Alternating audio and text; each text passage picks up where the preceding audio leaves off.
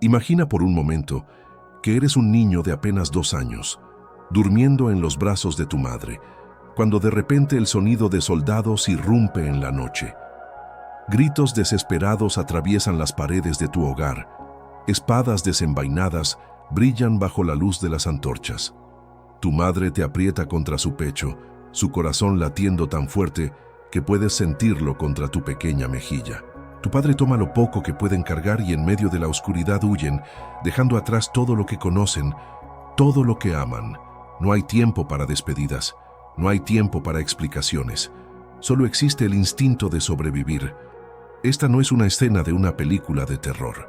Esta es la verdadera historia de la infancia de Jesús, el niño que nació en Navidad, y del trauma que muy pocos se atreven a mencionar cuando encienden sus luces navideñas. Cada diciembre, millones de personas alrededor del mundo celebran la Navidad con imágenes de un bebé tranquilo en un pesebre, rodeado de animales mansos, pastores sonrientes y reyes magos portando regalos. Es una postal perfecta de paz y esperanza. Pero ¿qué pasaría si te dijera que detrás de esa imagen idealizada se esconde una de las historias más perturbadoras de violencia infantil, persecución y terror psicológico que jamás se haya registrado? ¿Qué pasaría si te dijera que el verdadero relato de la infancia de Jesús no es una canción de cuna, sino un grito ahogado en la oscuridad de la noche? La psicología moderna ha demostrado algo que las escrituras antiguas ya intuían. Los primeros años de vida determinan quién seremos.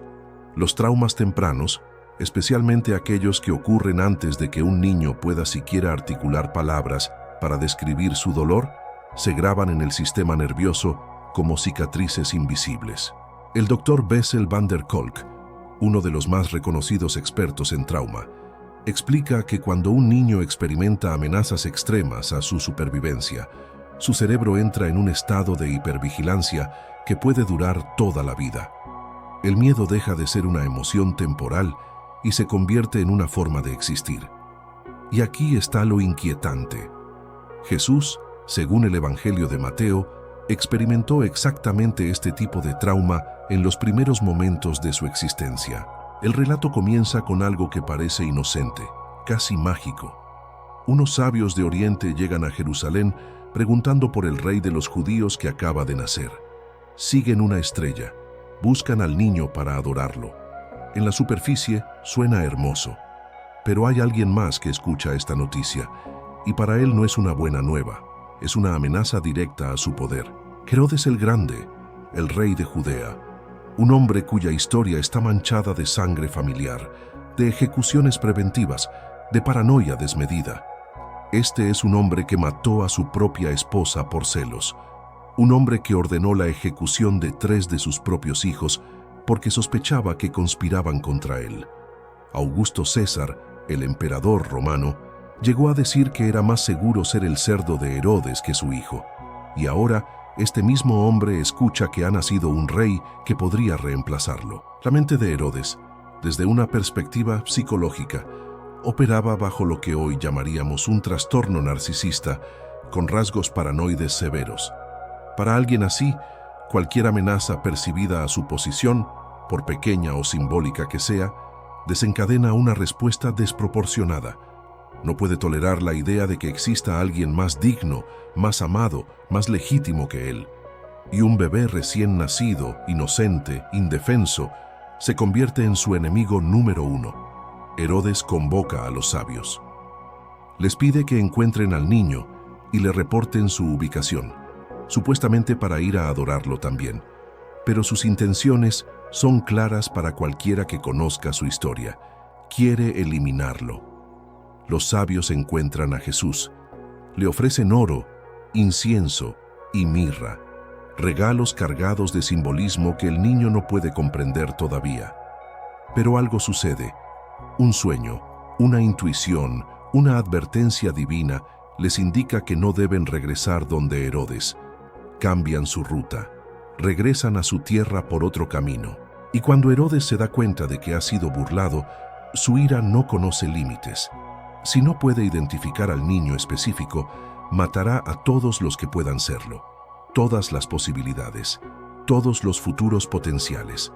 Ordena la ejecución de todos los niños varones menores de 2 años en Belén y sus alrededores. Detente un momento y permite que el peso de esta orden penetre en tu mente.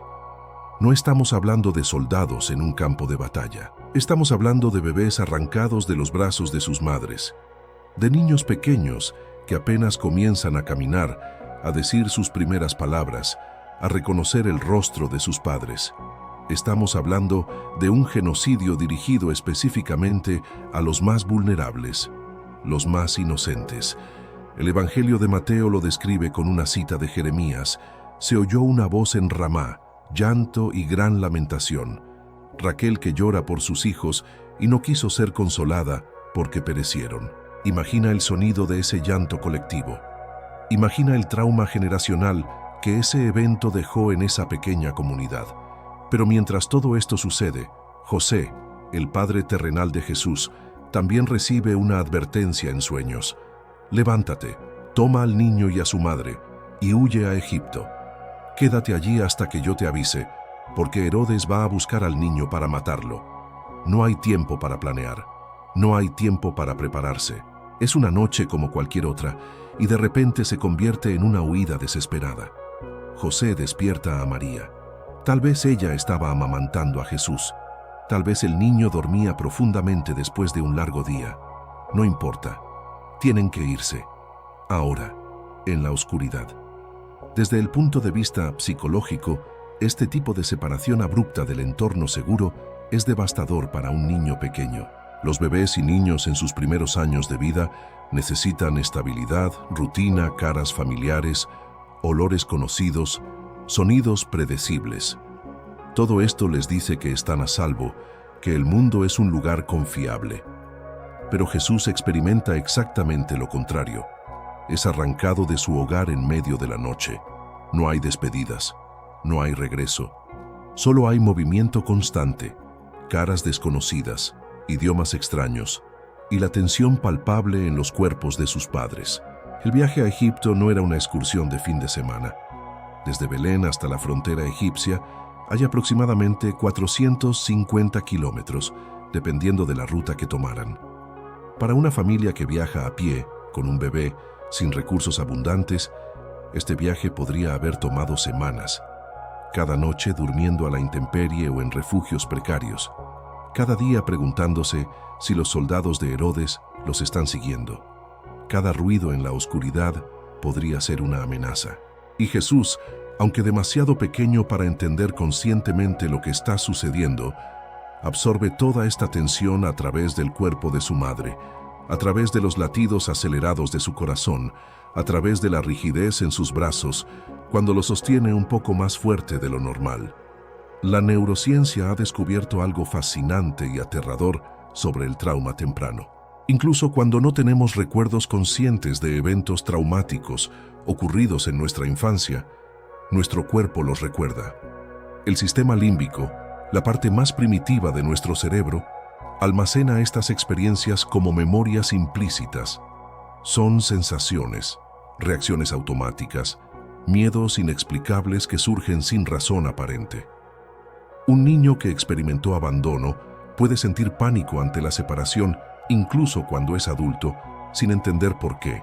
Un niño que fue testigo de violencia puede sobresaltarse ante ruidos fuertes décadas después. Y un niño que tuvo que huir en medio de la noche para salvar su vida puede llevar consigo una sensación profunda de inseguridad existencial.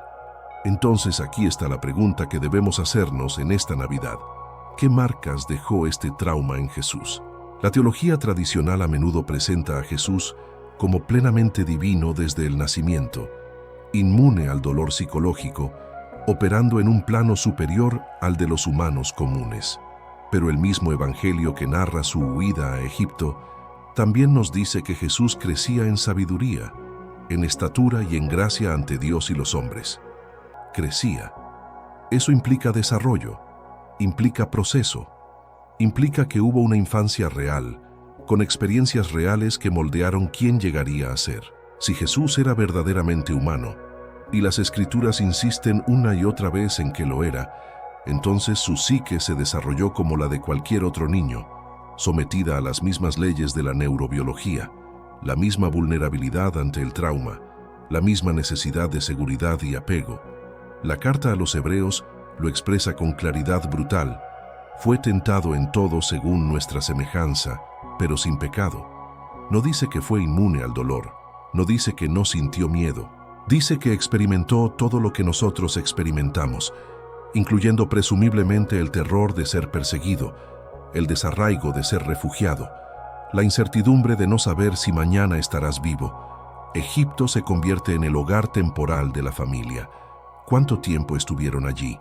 El texto no lo especifica con exactitud, pero la mayoría de los estudiosos estiman que fue entre 2 y 5 años, hasta que Herodes murió. Imagina ser Jesús durante ese tiempo. Creces en una tierra extranjera. Escuchas un idioma diferente en las calles. Ves rostros que no se parecen a los de tu comunidad original. Tus padres hablan en voz baja sobre lugares y personas que dejaron atrás, nombres que no significan nada para ti porque nunca estuviste allí conscientemente. Eres un refugiado antes de que esa palabra siquiera exista en tu vocabulario. Y llevas contigo, grabado en tu sistema nervioso, el recuerdo somático de aquella noche en que todo cambió. La psicología del apego, desarrollada por John Bowlby y Mary Ainsworth, nos enseña que la calidad de la relación entre un niño y sus cuidadores principales durante los primeros años determina su capacidad futura para confiar, para amar, para sentirse seguro en el mundo.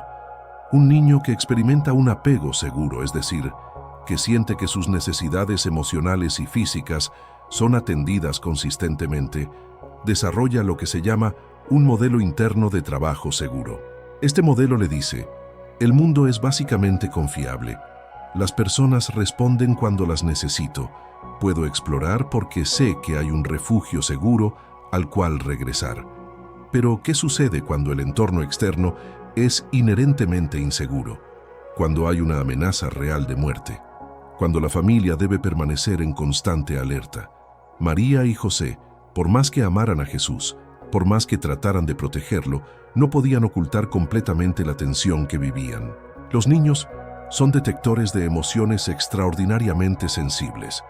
Pueden sentir el miedo en la voz de su madre, incluso cuando ella intenta sonar tranquila. Pueden percibir la preocupación en la postura de su padre, incluso cuando él intenta actuar con normalidad. Y esta percepción constante de amenaza, incluso sin comprensión cognitiva completa, moldea la forma en que el cerebro se desarrolla. Estudios con niños refugiados y niños que han experimentado violencia temprana muestran patrones consistentes. Muchos desarrollan lo que se conoce como trauma complejo, un tipo de herida psicológica que no proviene de un solo evento, sino de la exposición prolongada a condiciones adversas. Los síntomas pueden incluir dificultad para regular emociones, hipervigilancia, problemas para confiar en otros y una sensación persistente de que el peligro está siempre cerca. No estamos diciendo que Jesús desarrolló un trastorno de estrés postraumático en el sentido clínico moderno, pero es imposible pensar que estas experiencias no dejaron huella alguna en su psique en desarrollo. Y aquí es donde la historia se vuelve aún más profunda y misteriosa, porque cuando finalmente es seguro regresar, después de la muerte de Herodes, la familia no vuelve a Belén. José tiene miedo de que el hijo de Herodes, Arquelao, quien ahora gobierna Judea, pueda representar la misma amenaza. Entonces se establecen en Nazaret, un pequeño pueblo en Galilea, lejos de los centros de poder, lejos de los reflectores. Jesús crece allí, en el anonimato, en la simplicidad, en una comunidad que probablemente nunca supo que ese niño había estado en el centro de una masacre ordenada por un rey. Piensa en lo que significa crecer, sabiendo que otros niños murieron porque alguien te buscaba a ti. Eventualmente, Jesús debió haber escuchado la historia. Tal vez no cuando era muy pequeño, pero en algún momento María y José le contaron lo que sucedió. Le explicaron por qué tuvieron que huir. Le hablaron de los niños de Belén. ¿Cómo procesa un niño, un adolescente, un joven adulto esta información? ¿Cómo integras en tu identidad el hecho de que tu existencia provocó, aunque involuntariamente, la muerte de otros inocentes? La culpa del sobreviviente es un fenómeno psicológico bien documentado. Ocurre cuando alguien que sobrevive a un evento traumático en el que otros murieron experimenta sentimientos intensos de culpa por estar vivo. ¿Por qué yo? ¿Por qué sobreviví cuando otros no lo hicieron? No hice nada para merecerlo. No soy más valioso que aquellos que murieron. Estos pensamientos pueden ser paralizantes. Pueden llevar a una persona a dedicar su vida a tratar de justificar su supervivencia, a encontrar un propósito tan grande que compense de alguna manera el precio que otros pagaron por su existencia. Ahora mira la vida adulta de Jesús a través de este lente. Un hombre que constantemente se coloca del lado de los vulnerables, de los marginados, de los que no tienen voz. Un hombre que se enfurece, violentamente enfurece, cuando ve a los poderosos explotando a los débiles. Un hombre que habla constantemente sobre el reino de Dios como un lugar donde los últimos serán primeros, donde los niños son el modelo de entrada, donde los mansos heredarán la tierra. Un hombre que finalmente ofrece su propia vida, voluntariamente, diciendo que nadie se la quita, sino que Él la entrega. Es posible que parte de la misión de Jesús, parte de su impulso compasivo implacable, estuviera enraizado en aquella noche de su infancia, en el conocimiento de que su vida fue comprada con la muerte de otros niños inocentes, en la determinación de que ningún otro niño, ninguna otra persona vulnerable, debería tener que sufrir a manos de los poderosos sin que alguien se interponga. La psicología nos dice que a menudo convertimos nuestro dolor más profundo en nuestro propósito más grande. Las personas que han sufrido injusticia se convierten en defensores de la justicia. Los que han experimentado abandono se dedican a cuidar de otros. Los que sobrevivieron se convierten en salvadores. Pero hay algo más, algo aún más perturbador que debemos considerar. Jesús no solo fue perseguido de niño por un rey paranoico, su vida adulta termina exactamente de la misma manera. Otro gobernante inseguro, otro hombre en posición de poder que se siente amenazado por alguien a quien llaman rey, ordena su ejecución. Poncio Pilato, como Herodes antes que él, tiene el poder de salvar a un inocente, pero elige la conveniencia política sobre la justicia. El patrón se repite. El niño que escapó de las espadas en Belén no escapa de los clavos en Jerusalén. Desde una perspectiva psicológica, esto plantea preguntas inquietantes sobre lo que se conoce como repetición de trauma. Freud observó que las personas a menudo recrean inconscientemente situaciones traumáticas de su pasado, como si el psique estuviera intentando dominar lo que una vez fue abrumador. La persona que fue abandonada busca relaciones con personas emocionalmente no disponibles. La persona que fue abusada termina en situaciones de abuso, no porque lo deseen conscientemente, sino porque hay algo familiar, algo conocido en esa dinámica, y la mente humana extrañamente prefiere el dolor familiar al terror de lo desconocido. Jesús, sabiendo lo que le esperaba, sabiendo que los líderes religiosos y políticos conspiraban contra él, podría haber huido nuevamente, podría haberse quedado en Galilea, podría haber evitado Jerusalén durante la Pascua. Pero no lo hizo.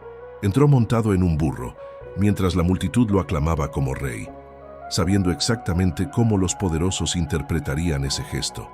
Era como si esta vez, a diferencia de aquella noche de su infancia, eligiera enfrentar directamente lo que antes solo pudo eludir.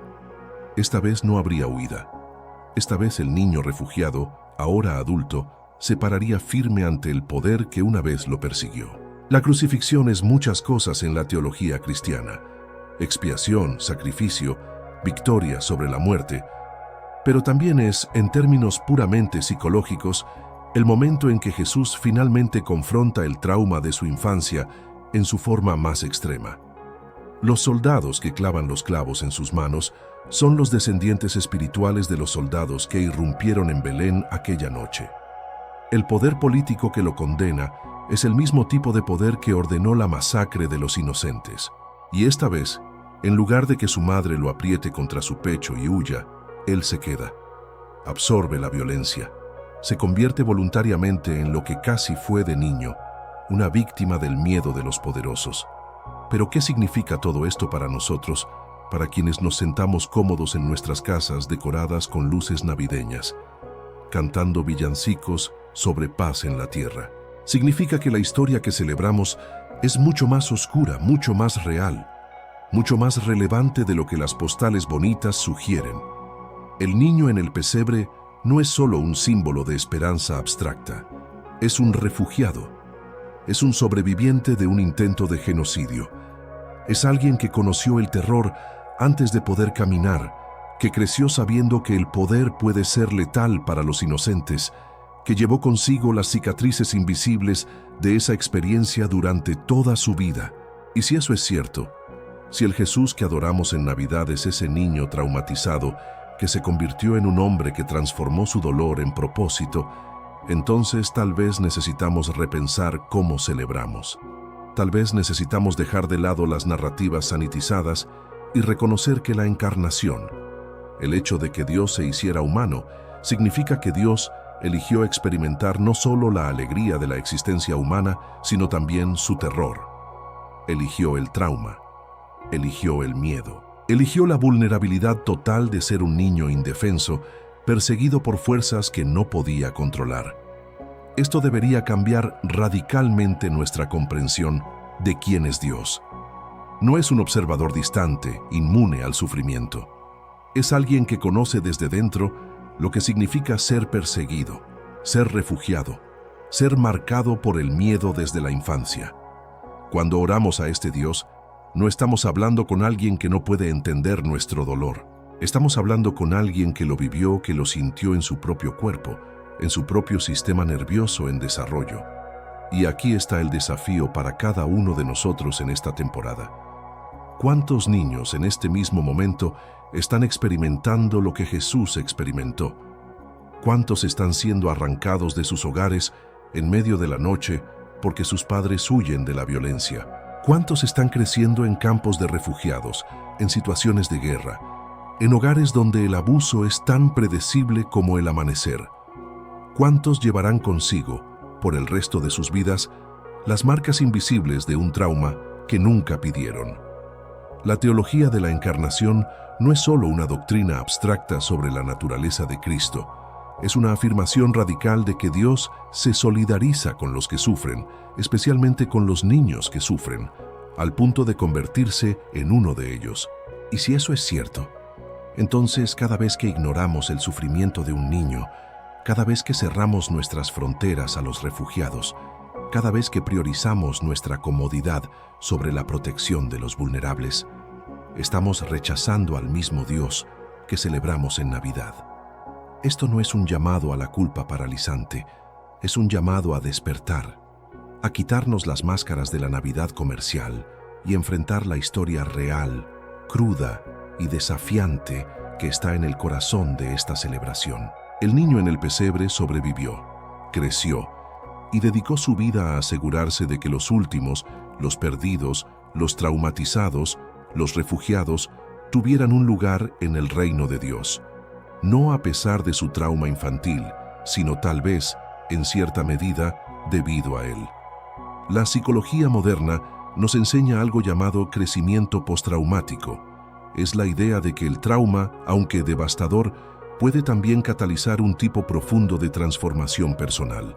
Las personas que han sufrido y procesado su sufrimiento a menudo desarrollan una empatía más profunda, un sentido más claro de propósito, una apreciación más rica de la vida.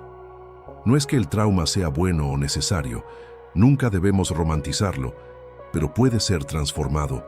El veneno puede convertirse en medicina. Tal vez eso es lo que vemos en Jesús. No un superhéroe inmune al dolor, sino un ser humano profundamente marcado por el trauma temprano que encontró una manera de transformar esa marca en misión, que convirtió su conocimiento del mal en una determinación feroz de confrontarlo, que tomó su experiencia de ser perseguido y la usó para identificarse con todos los perseguidos, que no dejó que el miedo lo paralizara, sino que lo movilizó hacia una compasión que cambiaría el mundo. Y aquí está la parte que la mayoría de las historias navideñas omiten. María también vivió este trauma. Ella es quien sostuvo a ese bebé mientras huían. Ella es quien probablemente escuchó los gritos de las otras madres en Belén mientras ellos se alejaban en la oscuridad. Ella es quien años después estaría al pie de la cruz, viendo cómo finalmente el poder que una vez persiguió a su hijo lograba su objetivo. El trauma no solo marcó a Jesús, marcó a toda la familia, especialmente a la madre que tuvo que vivir con el conocimiento de que su hijo estuvo en constante peligro desde el momento en que nació. La Navidad, entonces, no es solo sobre un bebé, es sobre una familia que sobrevivió, es sobre refugiados que encontraron el camino de regreso a casa, es sobre un niño que creció sabiendo que el mundo podía ser brutalmente injusto y que decidió dedicar su vida a cambiarlo. Es una historia de trauma y resiliencia, de miedo y valentía, de muerte y vida entrelazadas desde el principio. Cuando ves las luces navideñas este año, cuando escuchas los villancicos, cuando contemplas la figura del niño en el pesebre, recuerda que estás mirando a un sobreviviente.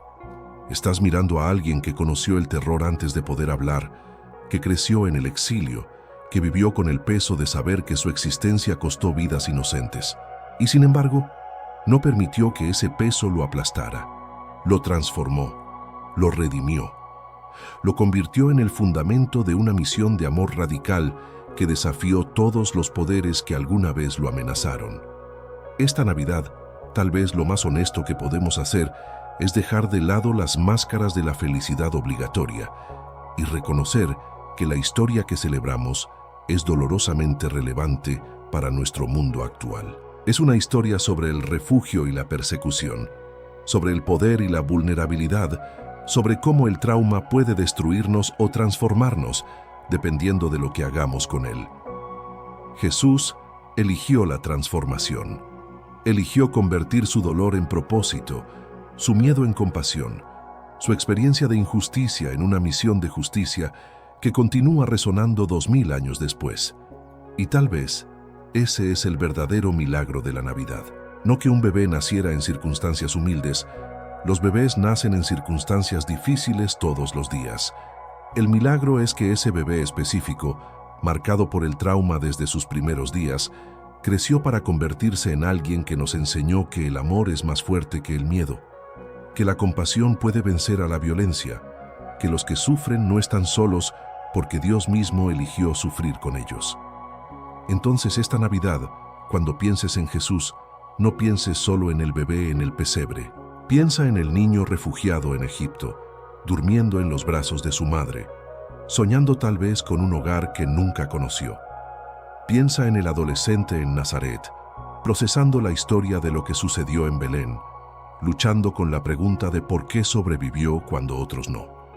Piensa en el hombre que eventualmente se paró ante Pilato y no huyó, no porque no tuviera miedo, sino porque había decidido que esta vez el miedo no ganaría. Y pregúntate qué harás tú con tus propios miedos, con tus propias heridas, con tu propio conocimiento de que el mundo puede ser brutal e injusto. ¿Huirás toda tu vida o encontrarás una manera de transformar ese dolor en algo que importe, algo que ayude a otros, algo que desafíe los poderes que causan el sufrimiento en primer lugar? La historia de la Navidad sin máscaras es inquietante, es incómoda. Es un espejo que refleja las partes más oscuras de la condición humana, nuestra capacidad para la violencia, nuestra disposición a sacrificar a los inocentes para proteger nuestro poder, nuestro miedo al cambio. Pero también es una historia de esperanza obstinada, no la esperanza barata que ignora el dolor, sino la esperanza profunda que emerge precisamente del otro lado del trauma, transformada, pero no destruida. Jesús conoció el miedo, fue marcado por él desde la infancia. Y sin embargo, ese miedo no tuvo la última palabra. El amor la tuvo, la compasión la tuvo, la justicia la tuvo. Y tal vez esa es la lección más importante que podemos aprender en esta Navidad, que nuestros traumas no tienen que definirnos, que nuestros miedos no tienen que controlarnos, que es posible tomar las partes más rotas de nuestra historia y convertirlas en las más sagradas. Porque al final, eso es lo que la encarnación realmente significa. Que Dios no solo visitó nuestra humanidad como turista, observando desde una distancia segura, Dios se sumergió completamente en ella, en toda su belleza y todo su horror, en toda su alegría y todo su trauma. Y al hacerlo, santificó no solo nuestros momentos felices, sino también nuestros momentos más oscuros. Declaró que no hay nada en la experiencia humana, ni siquiera el miedo más profundo, ni siquiera el trauma más devastador, que esté fuera del alcance del amor redentor. Esta Navidad celebra al niño del pesebre, pero no olvides al niño refugiado, no olvides al sobreviviente, no olvides que la historia que adoramos es también la historia que vivimos, que el trauma es real, que el miedo es real, pero que la transformación también es posible. Y que tal vez, solo tal vez, nuestras propias historias de dolor puedan convertirse, como la de Jesús, en historias de propósito que cambien el mundo.